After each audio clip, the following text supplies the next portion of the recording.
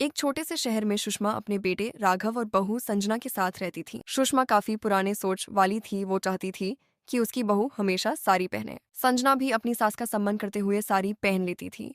एक रात संजना का पति जब घर आता है तब वो कहता है, माँ, मुझे और संजना को मेरे बॉस की 50वीं एनिवर्सरी में बुलाया है और आउटफिट है वेस्टर्न है। क्या वेस्टर्न कल्चर नहीं बहू? कहीं नहीं जाएगी। अगर जाएगी तो सिर्फ साड़ी पहनकर। इतना कहकर सास अपने कमरे में चली जाती है और फिर बहू और बेटा भी अपने कमरे में सोने चले। अगले दिन सास अपनी बहू से कहती है। बहू, मैं मार्केट जा रही हूँ। इतना कहकर सास मार्केट चली जाती है। सुषमा को रास्ते में अपनी सहेली मिलती है।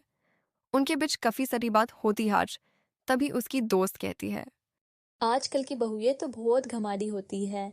वो अपनी सास का कहना बिल्कुल नहीं मानती। और एक तो ये नया जमाना भी हमारी बहुओं को अजीब अजीब कपड़े पहनाता। हाँ, लेकिन मेरी बहू तो ऐसी नहीं है। मेरी बहू को मैं साड़ी पहनने को बोलती हूँ तो वो चुपचाप साड़ी पहन लेती है। मेरी बहू तो मेरी सारी बात मानती है। ये तो बहुत अच्छी बात है, लेकिन कभी कभी अपनी बहू की खुशी के बारे में भी सोचना पड़ता है। बस इतना सुनते ही घर वापस आ जाती है और अपनी बहू से माफिया मांगती है और कहती है, बहू, मुझे माफ कर दे। तुझे जहाँ जाना है, जो पहना है वो पहन। माँ जी, क्या हुआ? आप माफी मत मांगिए। तब से पूरा परिवार खुशी खुशी रहने लगा।